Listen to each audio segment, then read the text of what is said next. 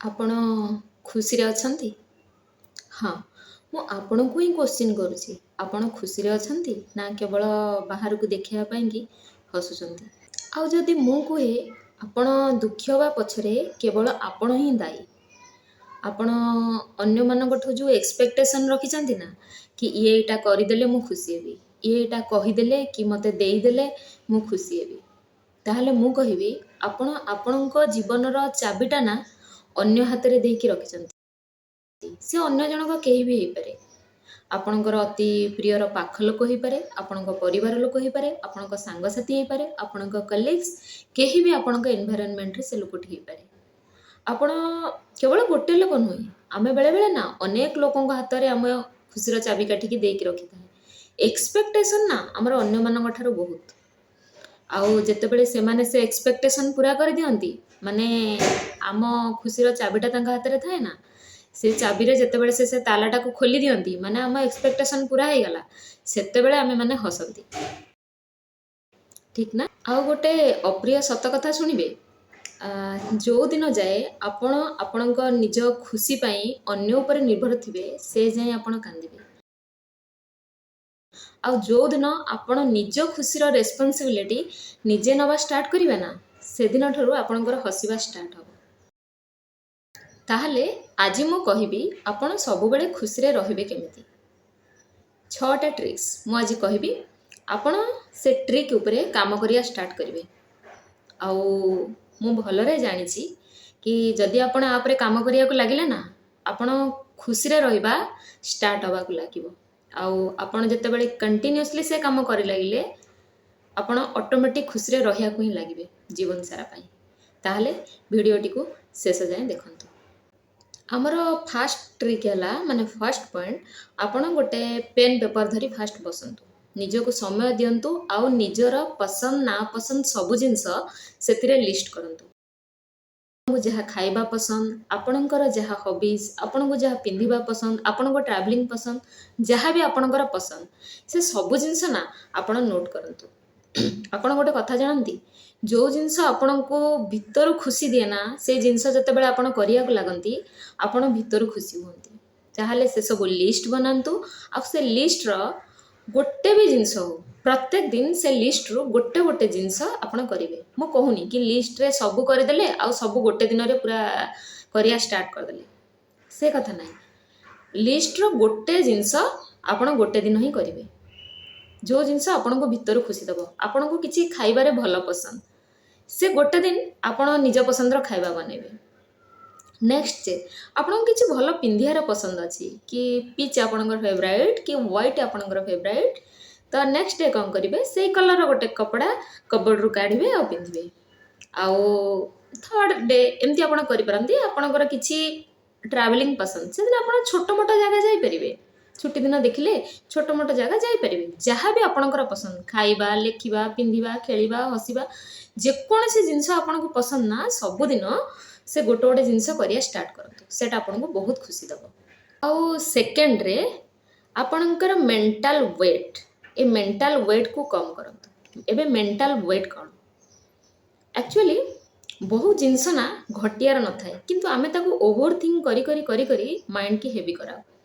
ଆଉ ଗୋଟେ ପାର୍ଟ ହେଉଛି ଆର ଅତୀତର କିଛି ଇନସିଡେଣ୍ଟ ଯେଉଁଟା ଘଟି ଯାଇଥାଏ, ଆଉ ସେଥିରେ ଆପଣ ନା ନିଜ ପାଇଁ ଷ୍ଟାଣ୍ଡ ନେଇଥାନ୍ତି, ନା ନିଜେ ନିଜକୁ ପ୍ରୋଟେକ୍ଟ କରିପାରିଥାନ୍ତି। ବେସିକଲି କହିବାକୁ ଗଲେ ଆପଣ ସେଠି ଭିକ୍ଟିମ୍ ହିଁ ବନିଥାନ୍ତି, ଠିକ୍ ଅଛି? ସେ କେସ୍ରେ କ'ଣ କରିବେ, ଆପଣ ସେଇଟାକୁ ଭାବି ଭାବି ଭାବି ଭାବି ଆପଣଙ୍କ ମାଇଣ୍ଡକୁ ସବୁବେଳେ ଓଭରଲୋଡ଼ ଦିଅନ୍ତି, ଠିକ୍ ନା? ତ ଆପଣଙ୍କୁ କ'ଣ କରିବାକୁ ପଡ଼ିବ, ସେଇ ସବୁ ଥିଙ୍କ୍ ମାଇଣ୍ଡରୁ ଇରେଜ୍ କରିବାକୁ ପଡ଼ିବ।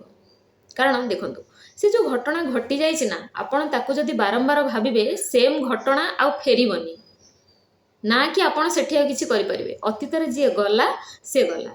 ବରଂ ଆପଣ ପ୍ରିକସନ୍ ଏମିତି ନିଅନ୍ତୁ କି ମେକ୍ ସିଓର କରାନ୍ତୁ କି ଏମିତି ଜିନିଷ ଆଗକୁ ଯେମିତି ଆଉ ନ ଘଟିବ, କି ଯଦି ବି ଘଟେ ତା ପାଇଁ ମୁଁ କେମିତି ପ୍ରପର୍ ଷ୍ଟାଣ୍ଡ ମୋ ନିଜ ପାଇଁ ନେଇପାରିବି।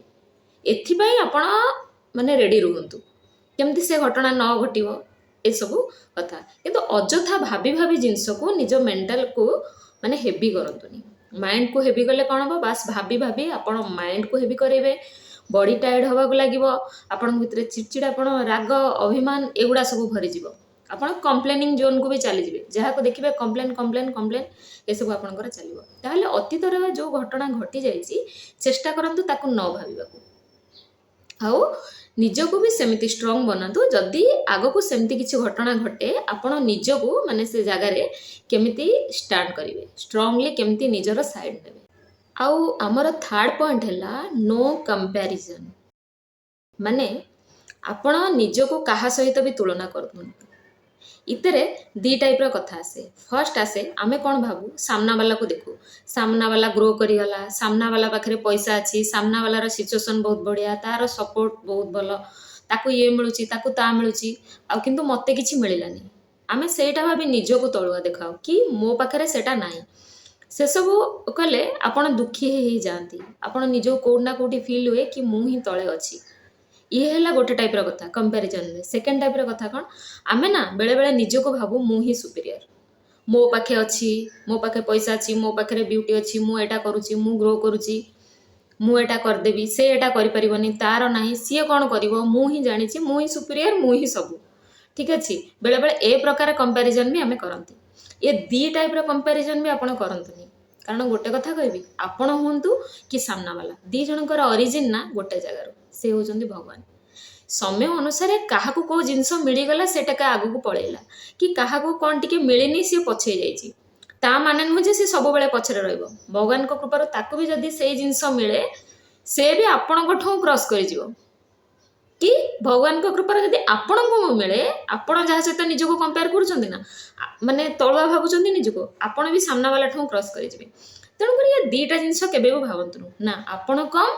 ना सामना वाला कम बस समस्ते समस्त हिसाब रे अछंती केमिति आपण पाखरे जहाँ अच्छी तार यूटिलाइज करिकी आपण ग्रो करिवे कि आपण किछि करिवे कि आपण शांति रहबे आपण से कथा चिंता करंतु किंतु सामना कथा सहित कि सामना लोक सहित कंपैरिजन करंतुनी ना निजको सुपीरियर भावंतु ना सामना लोक को भावंतु जे से आपण ठूँ कम कि तार अच्छी मोर नाही नो कंपैरिजन आउ आमर फोर्थ पॉइंट है गोटे पॉजिटिव सर्कल कि गोटे positive friend positive family member कि आपण सर्कल रे पॉजिटिव कहीं भी जने हो माने जी है जने पॉजिटिव इंटीमेंट लोक को आपण रखंतु जेते बेले आपण लाइफ रे किछि अप्स एंड डाउन्स आसुची कि किछि भी हडल्स रे आपण फेस करूचंती आपण ता कांटेक्ट रे आसिले ना से आपण से जगारु ना ऊपर को नै जिवो माने आपण मूड अफ थिबो तार पदे कथा ना आपण दिन बदलै दबो ऑल टाइम माने जेबे भी आपण ता सहित कनेक्ट हेबे आपण को किछि ना किछि पॉजिटिव सोर्स ता पाखरु मिलियो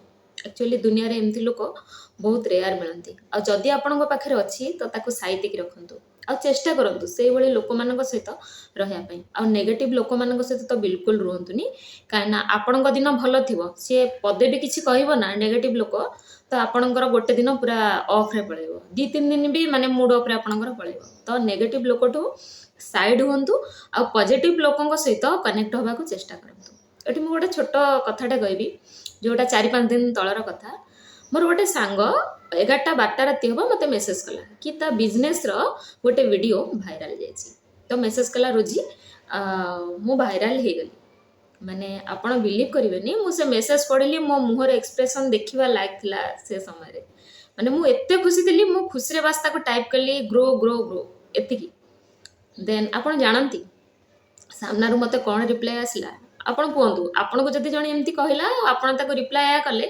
तो सामना वाला आपन को कौन रिप्लाई दब थैंक यू एया ना किंतु ना मो से सांग जनक मत कौन कहला जानती लाइफ रे केवल मु एका ग्रो करिवेनी आमे मिसिकी ग्रो करिया तू करिवु मु करिवि माने एमती गोटे गोटे कथा ना आपणक दिन बनै दिए आपणक लाइफ बनै दिए तो से मु आपन को कहूँ कि आपण पॉजिटिव लोक सहित रुहंतु आ पॉजिटिव लोक सहित आपण रहले आपणक लाइफ ग्रो करी करी जीवो आ आमर फिफ्थ पॉइंट है ग्रैटिट्यूड माने कृतज्ञ रहिया लाइफ रे आपन को जहाँ भी मिलछि ता पई ग्रेटफुल रुहंतु माने मु कहूनी ऊपर ऊपर आपण थैंक यू कहिदेबे खुशी जीवे ना आपण पूरा भीतर पूरा हार्टली अन्य मानक खुशी रे खुशी हुंतु किए जदि आपन को हेल्प कला ना हार्टली ता पई थैंक यू कहंतु माने बेले बेले ना कौन हुए कहले आम माइंड ना बहुत क्रिटिकली वर्क करे माने ଜିନିଷ ଗୋଟେ ଥାଏ, ଆମକୁ ବାସ୍ ଗୋଟେ ଲାଇନ୍ କହିଦେଲେ କି ଗୋଟେ କଥା ସିମ୍ପଲି କହିଦେଲେ କାମ ହେଇଯିବ, କିନ୍ତୁ ଆମେ କ'ଣ କରୁ ବହୁତ କ୍ରିଟିକାଲ ୱେରେ ପ୍ରେଜେଣ୍ଟ କରୁ ସେ ଜିନିଷକୁ। ତା ମାନେ ଆମେ ଭିତରୁ ଆମର ଗଡ଼ବଡ଼, ମାନେ ଭିତରୁ ଆମେ ଶାନ୍ତି ନଥାଉ, କେଉଁଠି ନା କେଉଁଠି ଭିତରେ ଆମର ଜେଲସି କମ୍ପାରିଜନ୍ ଏଗୁଡ଼ା ସବୁ ଥାଏ। କିନ୍ତୁ ମୁଁ କହିବି ନିଜ ଭିତରକୁ ନା ସଫା ରଖିବାକୁ ଚେଷ୍ଟା କରନ୍ତୁ। ଆଉ ସେଇଟା କେମିତି ଆସିବ? ଯେତେବେଳେ ଆପଣ ଗ୍ରାଟିଚ୍ୟୁଡ୍ ପ୍ରାକ୍ଟିସ୍ କରିବେ, ମାନେ ଆପଣଙ୍କ ପାଖରେ ଯାହା ଅଛି ବାଇ ହାର୍ଟଲି, ମାନେ ପୁରା ହୃଦୟରୁ ତା ପାଇଁ ଖୁସି ହେବେ। ଅନ୍ୟର ଖୁସି ଦେଖିଲେ, ସେ ଆପଣଙ୍କୁ କିଛି ସେୟାର କଲା ତ ସେଥିପାଇଁ ଆପଣ ଖୁସି ହୁଅନ୍ତୁ, ହାର୍ଟଲି ଖୁସି ହୁଅନ୍ତୁ। ନୁହଁ କି ଉପର ଦେଖାଣିଆ ଭାବେ ଖୁସି ହେବେ କିନ୍ତୁ ଭିତରେ ଆପଣଙ୍କର ଜେଲସି ରାଗ ଏସବୁ ଥିବ, ନାହିଁ, ପୁରା ଭିତରୁ ଖୁସି ହୁଅନ୍ତୁ। ଜାଣନ୍ତି ଯେତେବେଳେ ଆପଣ ଅନ୍ୟମାନଙ୍କ ପାଇଁ ଖୁସି ହୁଅନ୍ତି କି ଖୁସି ହେଇ କିଛି କରନ୍ତି, ସେଇଟା 100 ଟାଇମ୍ସ ଆପଣଙ୍କ ପାଖକୁ ରିଟର୍ନ ଆସେ। କେବେ ଏ ଜିନିଷ କରିକି ଦେଖିବେ, କାରଣ ଦୁନିଆର ରୁଲ୍ ନା, ଆପଣ ଯାହା ଦେବେ ଆପଣ ସେଟା ପାଇବେ। ଯଦି ଆପଣ ଅନ୍ୟ ପାଇଁ ଖୁସି ହେଉଛନ୍ତି, ଗ୍ରାଟିଚ୍ୟୁଡ୍ ମେନସନ୍ କରୁଛନ୍ତି, ତାହେଲେ ଆନୋନିମସ୍ ଟାଇମ୍ ସେ ଜିନିଷ ଆପଣଙ୍କ ଲାଇଫ୍ରେ ବି ରିଟର୍ନ କରିବ। କାରଣ ଭଗବାନଙ୍କ ରୁଲ୍ ଆଉ ୟୁନିଭର୍ସର ରୁଲ୍, ଯାହା ଦେବେ ତା ପାଇବେ। ତାହେଲେ କୃତଜ୍ଞ ରୁହନ୍ତୁ, ଗ୍ରାଟିଚ୍ୟୁଡ୍ ସବୁବେଳେ ସବୁ ପାଇଁକି ରଖନ୍ତୁ। ଯଦି ଆପଣ ହାଏଷ୍ଟ ଲେଭେଲକୁ ପଳେଇଲେ ତା ମାନେ ନୁହେଁ ଯେ ମୁଁ ଉପରକୁ ଉଠିଗଲି ମୁଁ କାହାକୁ ମାନିବିନି। ଆପଣ ଉପରକୁ ବି ଉଠନ୍ତୁ, ତାହା ସହ ଭୂମିରେ ପାଦ ରଖିବା ବି ଶିଖିଥାନ୍ତୁ। କୌଣସି ବି ପରିସ୍ଥିତିରେ ନିଜ ଗ୍ରାଉଣ୍ଡକୁ ଭୁଲିବେନି। ଆପଣଙ୍କର ଅରିଜିନ୍ କେଉଁଠି, କେଉଁ ଲୋକମାନଙ୍କ ସହିତ ଆପଣଙ୍କର ପାଖରେ ଯେତେବେଳେ କିଛି ନଥିଲା କି ଆପଣ ଡାଉନରେ ଥିଲେ, ମିଶୁଥିଲେ, ତ ସେମାନଙ୍କୁ କେବେ ଭୁଲନ୍ତୁନି। ଗ୍ରାଟିଚ୍ୟୁଡ୍, ସବୁବେଳେ ଗ୍ରାଟିଚ୍ୟୁଡ୍ ରଖନ୍ତୁ। ଆଉ ଆମର 6th last and most important point ହେଲା ସ୍ପିରିଚୁଆଲିଟି। ଏଇଟା ହେଲା ସବୁଠୁ ଇମ୍ପୋର୍ଟାଣ୍ଟ। ଯେତେବେଳେ ଆପଣ ଆପଣଙ୍କ ଲାଇଫ୍ରେ ଏଇଟା କରିବାକୁ ଷ୍ଟାର୍ଟ କରିବେ ନା, ଯେଉଁ 5ଟା ଜିନିଷ ଆଉ ପୂର୍ବରୁ କହିଲି ସେଗୁଡ଼ା ସବୁ ଅଟୋମେଟିକ୍ ହେବାକୁ ଲାଗିବ, କିନ୍ତୁ ଆପଣଙ୍କୁ ଆପଣଙ୍କ ଲାଇଫ୍ରେ ନିହାତି ସ୍ପିରିଚୁଆଲିଟିକୁ ଷ୍ଟାର୍ଟ କରିବାକୁ ପଡ଼ିବ। ତାହେଲେ କଥା ହେଉଛି ସ୍ପିରିଚୁଆଲକୁ ଷ୍ଟାର୍ଟ କରିବେ କେମିତି? ଗୋଟେ କଥା ଜାଣନ୍ତି, ଆପଣ ଯେତେ ହାଇ ଆମାଉଣ୍ଟର ଇନକମ୍ କରନ୍ତୁ, କି ଆପଣଙ୍କ ଫ୍ୟାମିଲିରେ ସବୁ ଠିକ୍ଠାକ୍ ଥାଉ, କି ଆପଣଙ୍କ ଏକ୍ସଟର୍ନାଲ ୱାର୍ଲଡ, ଆପଣଙ୍କ ଅଫିସ୍ ହେଲା, ଆପଣଙ୍କ ଏନଭାଇରନମେଣ୍ଟ ହେଲା, ସବୁକିଛି ଠିକ୍ଠାକ୍ ଥାଉ, ଅପ୍ସ ଆଣ୍ଡ ଡାଉନ୍ସ ଆସେ, ଉପର ନିଚ ଜିନିଷ ହୁଏ, ସେତେବେଳେ ଆପଣଙ୍କର ମେଣ୍ଟାଲ ଇମ୍ବାଲାନ୍ସ ହୁଏ, ଆପଣ ଜିନିଷକୁ ବରଦାସ୍ତ କରିପାରନ୍ତିନି। କିନ୍ତୁ ଆପଣ ଥରେ ସ୍ପିରିଚୁଆଲରେ ଏଣ୍ଟ୍ରି କରିବେ, ସ୍ପିରିଚୁଆଲ ୱାର୍ଲଡରେ ଏଣ୍ଟ୍ରି କରିବେ, ଏସବୁ ଜିନିଷକୁ ହ୍ୟାଣ୍ଡେଲ୍ କରିବା ନା ଆପଣଙ୍କ ପାଇଁ ବହୁତ ସହଜ ହେଇଯିବ। ଠିକ୍ ଅଛି, ତାହେଲେ କଥା ହେଲା ସ୍ପିରିଚୁଆଲ ୱାର୍ଲଡରେ ଆପଣ ଏଣ୍ଟ୍ରି କରିବେ କେମିତି? ମନ୍ଦିର ଯିବେ, ପୂଜାପାଠ କରିବେ, ଆଉ ଭଗବାନଙ୍କର ଯାହା ରିଚୁଆଲ୍ସ ଅଛି, ଆଜି ମଙ୍ଗଳବାର ଏଇଟା କଲି, ସୋମବାର ଏଇଟା କଲି, ବୁଧବାର ଏଇଟା କରିବି, ଏ ଠାକୁରଙ୍କ ପୂଜା କରିବି, ସେ ଠାକୁରଙ୍କ ପୂଜା କରିବି, ଏଇଆ ନା। ଆକ୍ଚୁଆଲି ସ୍ପିରିଚୁଆଲିଟିର ମାନେ ଏଇଟା ନୁହେଁ। ହଁ, ଆପଣ ଯଦି ଏ କାମ କରୁଛନ୍ତି ଇଟ୍ସ ଓକେ, କାରଣ ଏ ଜିନିଷ କଲେ ବି ଆପଣଙ୍କ ମନରେ ସାତ୍ତ୍ୱିକ ଭାବ ଆସେ, ଆପଣଙ୍କୁ ଶାନ୍ତି ଫିଲ୍ ହୁଏ, କିନ୍ତୁ ସେ ଶାନ୍ତିଟା ନା ବାସ୍ ଅଳ୍ପ ସମୟ ପାଇଁ ରୁହେ। କିନ୍ତୁ ମେନ୍ ଶାନ୍ତି ଆଉ ସ୍ପିରିଚୁଆଲିଟି ଆପଣଙ୍କୁ ଆପଣଙ୍କ ମାଇଣ୍ଡକୁ ଦେବାକୁ ପଡ଼ିବ। ତାହେଲେ ଆପଣଙ୍କୁ କ'ଣ କରିବାକୁ ପଡ଼ିବ? ଆପଣଙ୍କୁ 2ଟା ଜିନିଷ ମାନେ ପ୍ରାଇମେରୀ ଷ୍ଟେଜ୍ରେ ଆରମ୍ଭ କରିବାକୁ ପଡ଼ିବ ଯଦି ଆପଣ ରିଏଲି ସ୍ପିରିଚୁଆଲ ହେବାକୁ ଚାହାନ୍ତି। ଫାର୍ଷ୍ଟ ଆମର ସ୍କ୍ରିପ୍ଚର, ଆପଣ ଜାଣିଥିବେ ଆମର ଶ୍ରୀମଦ୍ ଭାଗବତ ମହାପୁରାଣ ଅଛି, ଆଉ ଶ୍ରୀମଦ୍ ଭାଗବତ ଗୀତା ବି ଅଛି। ଏ 2ଟା ଜିନିଷ, ଗୋଟେ ଭଗବାନଙ୍କର ଲାଇଫ୍ କୁହେ ଯେଉଁଟା ଆମର ଭାଗବତ, ଆଉ ଗୋଟେ ଭଗବାନଙ୍କ ମୁଖ ନିସୃତ ବାଣୀ ଯେଉଁଟା ଆମର ଗୀତା। ୟାକୁ ଆପଣ ସବୁଦିନ ଚେଷ୍ଟା କରି 10-10 ମିନିଟ୍ ଟାଇମ୍ ଦେବେ, ଗୋଟେ ପେଜ୍ ଲେଖା ପଢ଼ିବେ, ଆଉ ଡେଲି ବେସିସ୍ରେ କରିବେ। ଯେତେବେଳେ ଆପଣ ୟାକୁ ଡେଲି ବେସିସ୍ରେ କରିବେ ନା, ଆପଣ ପ୍ରକୃତରେ ଲାଇଫ୍ର ମିନିଂ ବୁଝି ଯିବେ। ଆପଣ ଡାଉନ୍ ଟୁ ଆର୍ଥ ହେଇଯିବେ, ଆଉ ସ୍ପିରିଚୁଆଲ ୱାର୍ଲଡକୁ ଆପଣ ଏଣ୍ଟ୍ରି କରିବେ। ଆଉ ହଁ, ଆଉ ଗୋଟେ କଥା, ଆକୁ କେବଳ ପଢ଼ିକିରି ପଢ଼ାରେ ରଖିବେନି, ୟାକୁ ପଢ଼ି ସାରିଲା ପରେ ନା ସେ ଜିନିଷକୁ ଆପଣ ଆପଣଙ୍କ ଜୀବନରେ ଲଗାଇବାକୁ ଚେଷ୍ଟା କରିବେ। ଯେତେବେଳେ ଆପଣ ଆପଣଙ୍କ ଜୀବନରେ ଲଗାଇବାକୁ ଚେଷ୍ଟା କରିବେ ନା, ଆପଣଙ୍କ ଭିତରେ ପରିବର୍ତ୍ତନ ଆସିବାକୁ ଲାଗିବ। ଇଏ ହେଲା ଫାର୍ଷ୍ଟ ଥିଙ୍ଗ। ସେକେଣ୍ଡ ଥିଙ୍ଗ କ'ଣ? ନାମଜପ। ନାମଜପ କେମିତି କରିବେ? ଆମର ମାର୍କେଟରେ କାଉଣ୍ଟର ମିଳୁଛି। ହଁ, ତା ପୂର୍ବରୁ କହୁଛି ମାଳାରେ ଆପଣ କରିପାରିବେ, କିନ୍ତୁ ଆଜିକାଲି ମାଳାକୁ କ୍ୟାରି କରିବା ବେଳେବେଳେ ଆମେମାନେ କରେ, ଫ୍ୟାମିଲିରେ ଆଖପାଖରୁ ମାନେ ଟିକେ କିଛି ଶୁଣିବାକୁ ପଡ଼େ, ତ ଯଦି ଆପଣଙ୍କ ପରିବେଶ ଠିକ୍ଠାକ୍ ତ ଆପଣ ମାଳାରେ କରିପାରିବେ, ଇଟ୍ସ ଦ ବେଷ୍ଟ। ଆଉ ଯଦି ସେଇଟା ପସିବଲ୍ ହେଉନି କି ଆପଣଙ୍କୁ କିଛି ବି ଅକ୍ୱାର୍ଡ ଫିଲ୍ ହେଉଛି, ମାର୍କେଟରେ ଆଜିକାଲି 20-30 ଟଙ୍କାରେ ନାମଜପ କାଉଣ୍ଟର ମିଳୁଛି, ତ ସେ କାଉଣ୍ଟର ଆପଣ କିଣିପାରିବେ, ବାସ୍ 20-30 ଟଙ୍କା, ବେଶୀ ବି ନାହିଁ। ଆପଣ କେତେ କେତେ ଟଙ୍କା ଦେଇ କେତେ କ'ଣ କରୁଛନ୍ତି, କିନ୍ତୁ କାଉଣ୍ଟରଟା ଯେଉଁଟା ଆପଣଙ୍କୁ ପୁରା ମାନସିକ ସ୍ତରରେ ଶାନ୍ତି ଦେବ, ସେଇଟା 20-30 ଟଙ୍କାରେ ମିଳୁଛି, ସେଟାକୁ ଆଣିବେ।